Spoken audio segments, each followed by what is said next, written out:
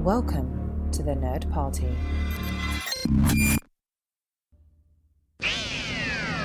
They can travel anywhere in time and space. Off we go into time and space! So all of time and all of space is sitting out there.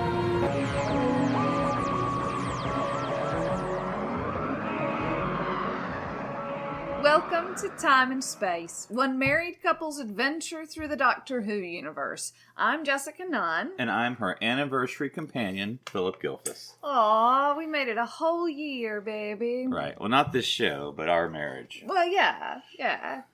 And as long as we're married, we're going to do this. So presumably we'll get, 50 years of this in? I think that would be perfect. That's right. And appropriate. We'll have to put it in the vows whenever we renew them. Yes. Yeah. But yeah, we're spent the weekend at the beach and did some Doctor Who things, which we'll talk about here soon. So it's been a nice, relaxing time. Yes, we caught up on our Marvel universe as well. For the most part. For the most part. We just need to go see Black Panther now, and hopefully we'll get it before it leaves the cinema. And then Infinity War will be here, probably almost by the time you listen to this, depending on how things go. Yay! I'm so excited about that. Yes. All right, well, before we get to our anniversary topics, for those who didn't hear us talk about it last week, or even if you had, we just wanted to mention again that the Nerd Party Network, the podcast network that we are lucky to be on, has unfortunately been hit by a legal claim. Unfortunately, the people who are making it, though, are asking for less what it would be than to actually go to court. And so it's just one of those deals where the pragmatics have to make us, have to start a fund because, of course, none of us have money. It's all volunteers. There's no, Nerd Party Headquarters Corporation. It's just volunteers. And so what we've done is we've started a GoFundMe to help us fight this legal claim. It's over at gofundme.com/thenerdparty. We're asking those who support our network and support our podcast to help donate whatever you can to help us fight this legal claim. Every cent donated will go towards our legal defense fund. So if you can find it in your budget, please help us out. Yes, give us the link again, baby. It's gofundme.com/thenerdparty. Excellent. Right. So, anniversaries. That's right. That's what we're talking about today. What a coincidence that it happens to be on our anniversary. Yep, we're very lazy with topic selection. Yeah. What's happening in our lives today and how can we relate it to Doctor Who? Is that how we do things? Exactly. All right, so the Doctor Who franchise is well known for celebrating anniversaries with style, much like us, my love. Indeed. Usually with a multi-Doctor adventure. So we've talked before about some of the 50th anniversary specials that took place on the telly.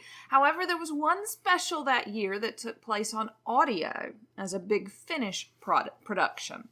So we're going to discuss our review of the audio adventure The Light at the End by Nicholas Briggs. And for those who don't know, Nicholas Briggs, of course, is the voice of many things in Doctor Who, primarily the Daleks. And so, but now he is sort of the, big guru head over at Big Finish. And so he does a lot of the productions there, is in charge of a lot of the productions. And so The Light at the End, which was a 50th anniversary thing, was written and directed by Nicholas Briggs. And to remind us how we came upon this particular audio. Exactly. When we were in London the other year, I suppose, at this point, we went to the Who Shop, which, of course, we 110% recommend for anyone in London. Just look it up on Google Maps. Easy to get to, not too far away from the tubes. Yep, so the Who Shop, and it has basically everything you ever want. It's Doctor Who related, probably.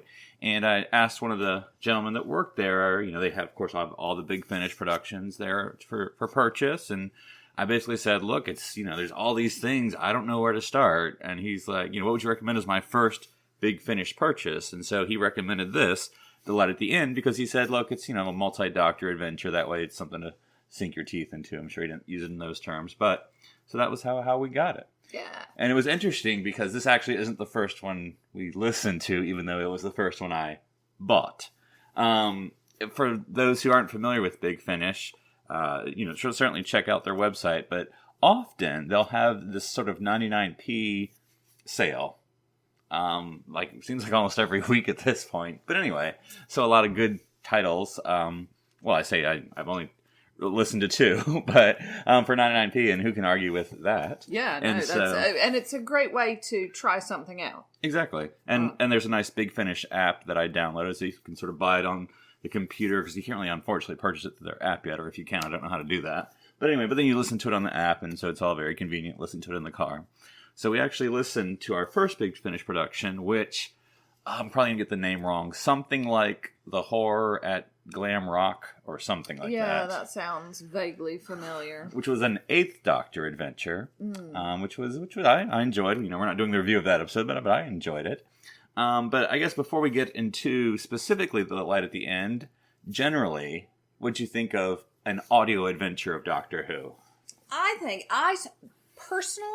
I struggle with audio things like this because I'm doing other things inevitably. Just listening to something, I have to be doing other things, and so then I think that I miss things.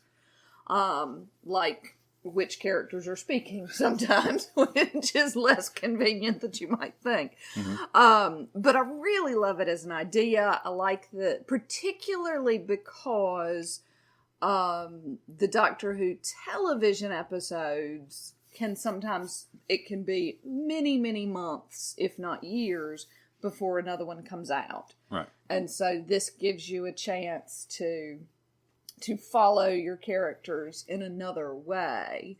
And I love the fact that they're doing, that there was a lot for number 8, because of course we just get him in the film.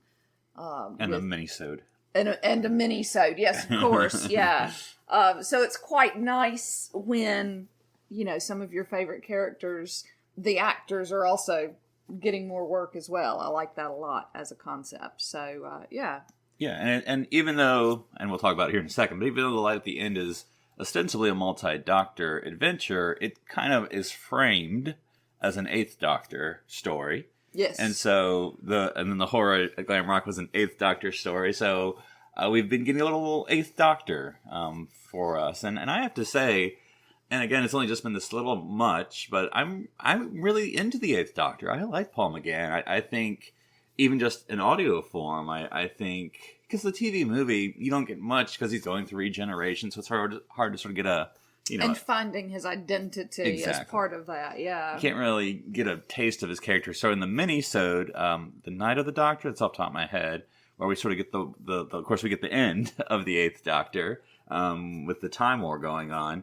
But I just think Paul McGann, I would have loved to see him do a series on television. So I think the fact that he's gotten to live his doctorhood in audio form is definitely great. Because, you don't want to waste... he's a great actor, on his own. But, this Doctor, what we got from one TV movie, and, it's just sort of almost quote-unquote wasted. And so I'm glad we get to live that on. Yeah, absolutely. And that he gets to as well. You sort of feel like he got the short end of the stick. Yeah, sort of the asterisk doctor. As far as the doctors go, yeah. Well, I think John Hurt's probably the asterisk doctor. But I get your meaning. That's true. And so, as far as the audio, I think it's interesting, again, having only listened to 2, so I just can't judge the whole ideal by it. Of course, I'm big into podcasts, as we're podcast creators ourselves, but audio dramas are a little bit of a different thing. But I think it's interesting how much they don't try to lead you, which can be both a plus and a minus. Like, you got to just kind of fill in bits. It's not like, hey, look at that thing which we're looking out the window and looks like this and that and this and the other. It's more like, look at that, sound effects, and then the they're not 100% buying into the audio and that they're going to have to describe everything for you. They're like, we're just going to write this thing, and it's up for you, the audience, to fill in parts for yourself. Yeah, although I do think there are places, I sort of bumped on a few places, not in a negative way, but just being aware that, it's very clear that they're writing for an audio audience rather than a video audience. And there are times, I think, where they're not afraid of silence. Because I feel like if you're writing audio, you constantly want to be something going on, and then sort of like, oh, look. Yes. I see, this sort of very stuff. And so it's very interesting. Yeah, and I go back and forth between picturing the scenario in my head, trying to picture the story in my head, and picturing whether or not all the actors are in the same room. Yeah. I mean, I want them to be, but I don't know if they are. I want them all hanging out, but I don't know that they are. Yeah, exactly. And then just also from an audio perspective, there's things I think about, like how you would actually do this that I think are cool, but that's just me. So let's get into the light at the end. And it's sort of hard to figure out how to mix it up there, but I guess I'll just give a framing device. Again, this is the 50th anniversary special, and so the story sort of revolves around November 23rd, 1963, of course, the day that Doctor Who debuted. But it's sort of this, all the doctors, basically, that we'll talk about here in a moment, all get this sort of red light appearing on their TARDIS from nowhere. That they've never seen before. They didn't even know that red light was there. And then they all get a message to go to these specific coordinates that are November 23rd, 1963, specific place, specific time. And it basically, long story short, it all ends up being this sort of pocket dimension created by the Master, who's drawing power from the Big Bang or something like that. Time is folding in on itself. Yeah, to destroy the Doctor and all this stuff. It's sort of a typical Master diabolical plan, and we go from there. But that's sort of all the Doctors and their companions getting involved and defeating the Master at the end. Spoilers. Yes, exactly. Yeah, no one ends up dying. I know. Sorry to steal everything there. But I thought instead of kind of going chronologically in the story, which is actually very difficult, we would just go by the Doctors and their companions. So there are, I guess, and I didn't see it on the credits list, but there are 1, 2, and 3 Doctors do make quote unquote an appearance. It doesn't sound like them. Well, okay, let me rephrase that. In my opinion, the guy whoever's doing the second Doctor did a real good job. First Doctor, okay job. Third Doctor, not good at all. But that's just me, and that's my opinion. People make my husband is very judgy, so please keep that in mind. That's true. But there's sort of brief appearances for those 3 Doctors, because obviously with every other Doctor, they have the actual person still there. So everyone else is sort of passed on by this time. But anyway, so let's talk about the people who were actually there. So first, darling, we had the 4th Doctor and Leela, of course, Tom Baker and Louise Jameson. Now, I know you're not familiar with Leela, but you're familiar with the 4th Doctor, so what do you sort of think of his appearance?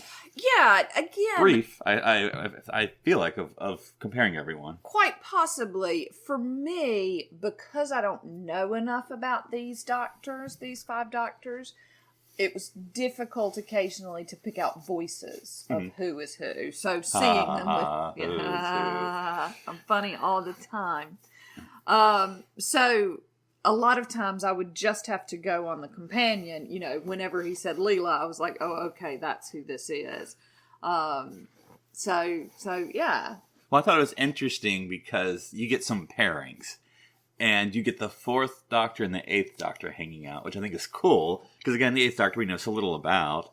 And the 4th Doctor who we know so much about. Because he's sort of the classic Doctor, that most people know. And it's just, an interesting one, obviously, you never see on screen, unfortunately. Just because of, Tom Baker's a little longer in the tooth now. I mean, he still has played the Doctor. But, it just wouldn't be the same. But anyway, to see the sort of them going together is just an interesting mix. Like Ram-a-Lam Ding Dong? There you go.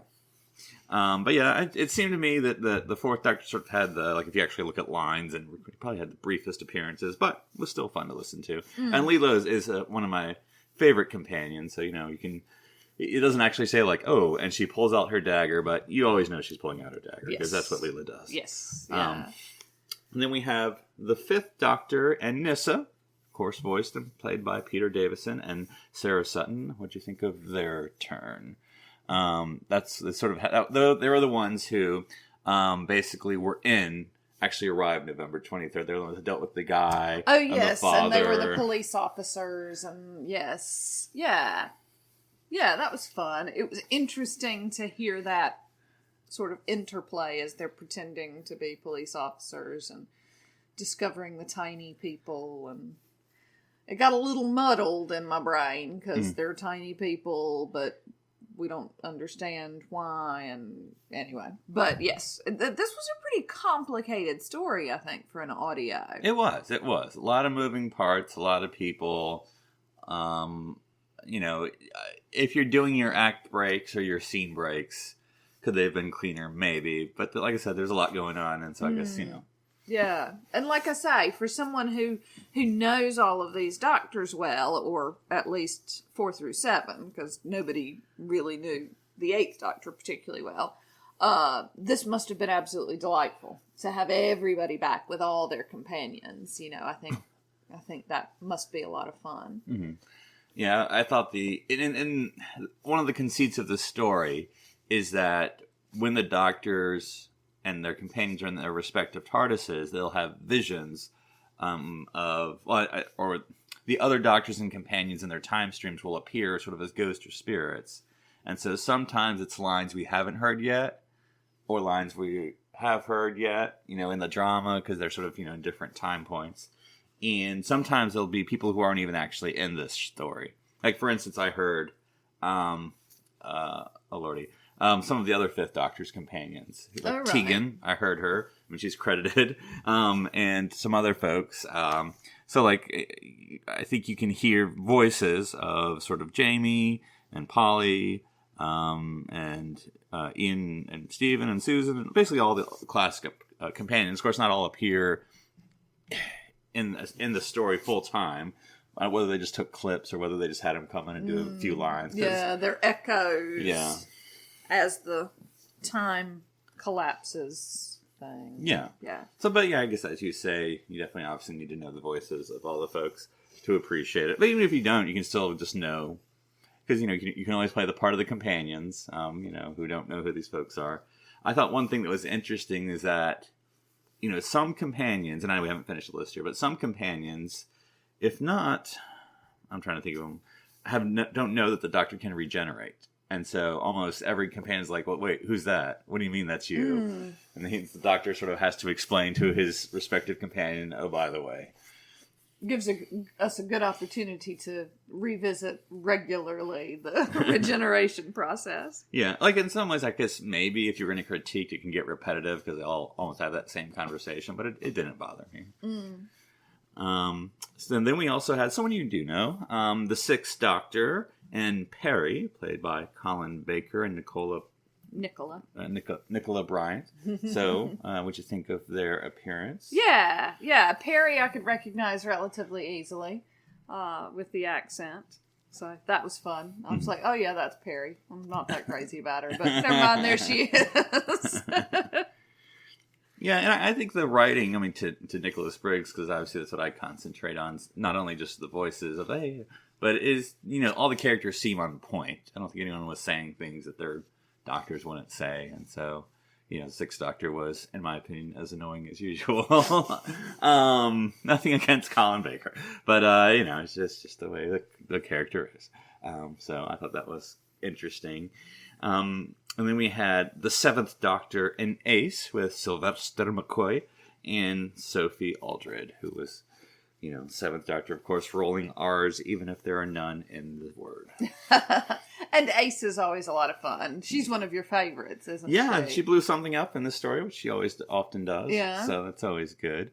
Yeah, and like, for instance, when they were traveling in the mud or whatever, that mud tunnel or whatever. But like sort of every Doctor and companion sort of get their section of the story. There are times when it's everyone together or some people with some other ones, but they all sort of get their sort of moment in peril kind of thing. Right? Yeah. And that was sort of theirs with Ace getting to blow stuff up. But I'm trying to remember, was it Ace that described all the different Doctors? Quite possibly, was it yeah. Beetle haircut? Remember. Yeah. I'm trying to remember all the ones. But, yeah.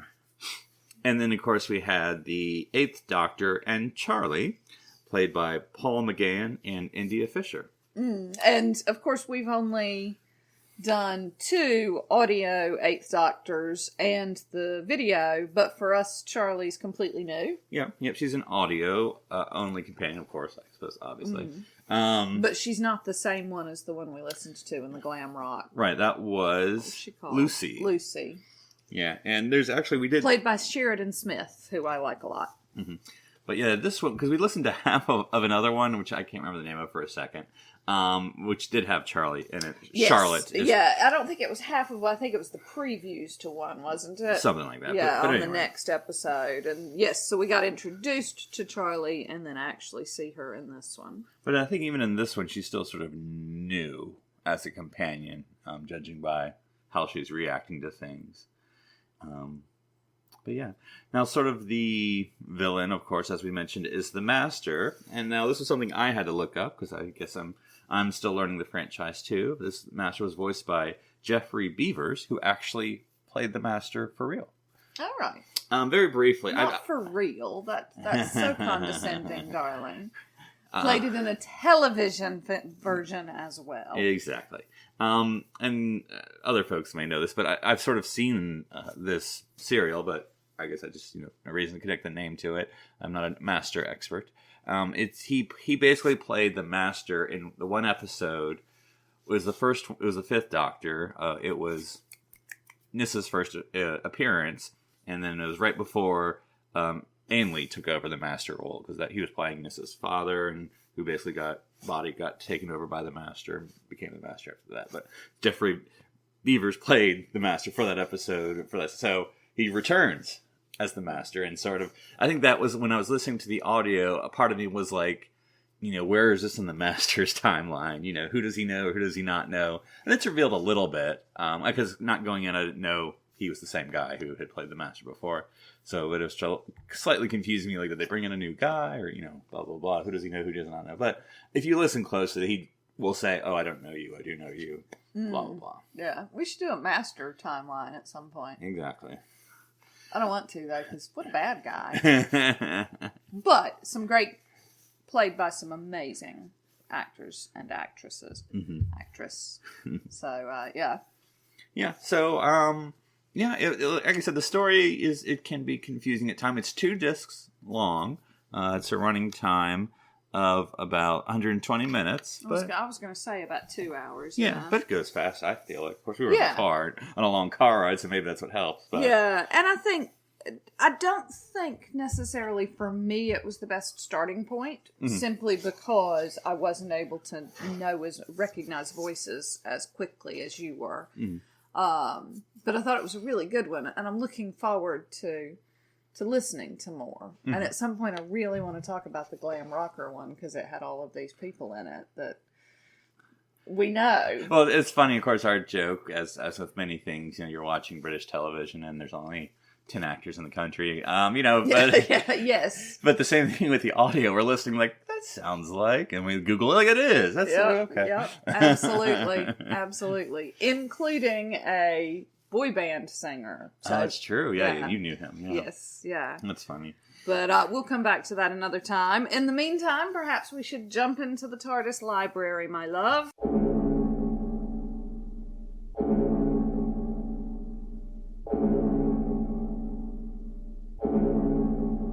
Yes, speaking of anniversaries and multi-Doctor adventures, we thought we'd talk about the first multi-Doctor adventure with the 3 Doctors.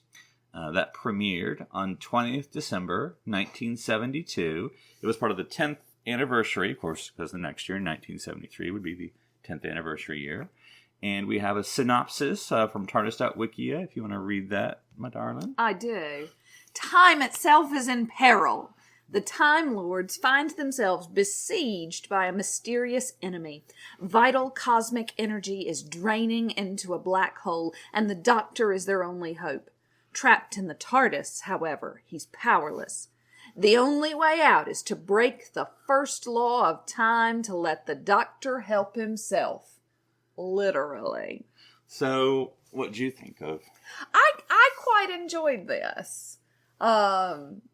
Again, with Doctor Who, they're in the same way that the Doctor always lies, the Doctor canon often lies. And so breaking of the first law of time, it happens in most anniversary specials, let's be honest. But this was the first time. And I liked the fact that the Doctor played the hero. Mm-hmm. In terms of only being able, he was the only person who could help the Time Lords I quite liked the special effects. They were a special sort of special. I can't. Yes. So, yeah, no, I enjoyed this one. Yeah, and just as a framing, of course, it was with the 1, 2, and 3 of the framing. This is obviously a third Doctor story with John Pertwee, but the second Doctor comes back with Patrick Troughton, and even the first Doctor, Bill Hartnell, comes back in a limited role, but still appears. Yes, although you can see him reading his lines. Yeah. But well, that just made me giggle a little bit. Yeah, and of course, it's because of health reasons. I think he only he would die, I think 2 or 3 years later after this story. But when I first heard about the first Doctor appearing in this, I thought, it'll just be one scene, and poor man, I'm glad they brought him out. But then he was actually in like 4. I mean, it was all sort of on video, but still, I mean, he was a presence. He wasn't just sort of I guess we got to write Bill Hartnell in here. Yeah, no, absolutely. And as you say, there was no movement. He sat in a chair and was on video for all of the bits that they saw him in. But he was in a lot. Mm-hmm. And so I feel like it felt to me like the writers were trying to include him however they could. And in this case, as you say, because of his health, he couldn't do as much moving around. He was having a much harder time memorizing lines, so he did have to have them available nearby. But they wanted him to be just as integral a part, and I respect that, particularly because his leaving the first time was a little bit difficult, involuntary. I guess. A little bit involuntary, but again, that was partly due to his age and health, and things like that. So I thought that was really nice that he was able to be involved. And I like that. Occasionally in color, sometimes in black and white. That was a little inconsistent, but other than that, I guess the Time Lords are still using anyway. But I thought the way they made his character sort of be the coming together point, because you sort of have the two, as all Doctors do when they meet, they bicker. But when 2 and 3 are sort of bickering, and then the first Doctor sort of being like, all right, guys, let's work together now. Come on now. Sort yourselves out. Yeah. You got the Dandy and the whatever replacing me. I can't remember. Dandy and the Clown? Yes. Is that right? Yeah. Yes. But of course, for our companion. And it's difficult to know if it was the first Doctor who said that so sneeringly, or if it was Bill Hartnell who said it so sneeringly. But for the companions, of course, this being the third Doctor in his time on Earth with UNIT, you have sort of the Brigadier, and you have Joe as his current companion, and you have Sergeant Benton there at UNIT, so those are sort of the ones there. Of course, they all, at least the Brigadier and Sergeant Benton at least, both knew of the second Doctor, which caused some little bit of confusion, obviously, for them during this serial. And so, yeah, I thought it was interesting. We had some other sort of side characters that were brought in, but I almost was surprised they came back, because it's sort of usually, you start a Doctor Who story and you got some people who just disappear or die, you never hear from them again. They came back. They actually didn't forget them this time, and so it was interesting. Oh, bless. Everyone lived, I think. Yes, yeah, everyone survived. Also appearing in this episode, Bessie. That's right, the car, yes. I was afraid when she disappeared. That was it for her. I know, when she disappeared into the fantastical special effects. Yes. But yeah, it was, I don't know, because even though, Patrick Troughton had not played the Doctor for a little bit at this time. I can't remember off the top of my head how many years, but he was, I think, still in fine full form. Of course, he would come back later with the sixth Doctor, but nevertheless, I thought it was, it looks like he had just left the TARDIS the other day, the way he was playing it. Yeah. Except he was in color. Yes, but still looking for his recorder. And yeah, I was expecting the way this was set up initially. I was expecting this to be another Master episode. Uh-huh. So I was quite surprised when it was Omega. Yeah. Not Omega. Yeah. You may think it's Omega, and half the people may pronounce it. Half the people may pronounce it that way, and it's definitely spelled that way, but it's definitely Omega. Omega. Yeah. Omega. That E will play with you, especially a British E, apparently. Oh, yeah. Yes. Okay. But yeah, for one thing, Well, for one thing, I'm glad it wasn't a master story, because it's always a master Yeah, story. no, I was too. I was too. I mean, I get it, people. We like the master, but I really could do with less of master stories. At least, and there's nothing can change it. They're all done. You can't go back in the past and change Doctor Who stories, but just too many master stories. But anyway, that being said, yeah, we do. But not enough mistress stories. I'm just going to put that out there. But we do get some Time Lords again, which I think is sort of funny when you watch Classic Who, just how common the Time Lords are with New Who, Last of the Time Lords. Yeah, absolutely. And so having, been introduced to Doctor Who as a New Who person, when you go back and watch Classic, there's just Time Lords everywhere. Yeah. We go to Gallifrey every other week. Yeah, and I think the New Who, at least more so in the beginning, was so adamant that he was the last Time Lord, the last Time Lord, the last Time Lord, the last time. And so then to go back in time and be like, oh my Lord, what is happening here? Literally, oh my Lord. Exactly. Yeah, we were very, we were watching at the beginning where they're at unit headquarters. And I'm like, oh, okay. And then, they got zapped and, oh no, phew. Luckily, we finally made it to a quarry in Wales. We were worried we weren't going to get there. Where have they vanished to? Well, inevitably, it's going to be a Welsh quarry. Yes. So, definitely a good recommend. And I think, for the first multi-Doctor story, I thought it went really well. I thought all the Doctors got to have their moments. And no, it was a lot of fun. Mm-hmm. It was a lot of fun. I quite enjoyed that one. So what are we going to talk about next? Well, darling, for next week, we're going to spend a little moment on the ladies, and that's the Time Ladies. Speaking of Missy? Yeah, or Time Lords, gender neutral, however term you want to use, but basically the female members of Gallifrey. Excellent. And there are actually a reasonable number to talk about, mm-hmm. and maybe it'll give us some insight into what the 13th Doctor will bring to the table. Yeah. I'm quite excited about it. Sure. So let us know what your sort of favorite multiple Doctor stories have been, and maybe any Big Finish productions you recommend that we listen to. You can always contact us on Twitter at Join the Nerd Party, or on Facebook at www.facebook.com/The Nerd Party. And we do love to hear from you, and also give them the GoFundMe page. It's always good to remind them at the end. Sure. Yeah, just one more time. If you can help the Nerd Party as they fight their legal claim, you can go to gofundme.com/The Nerd Party. Well, until next week, darling, you're my favorite wife and co-host to spend every anniversary with in all of time and space. We've only done it once, baby. That's why you're my favorite. Oh, okay. Reasonable.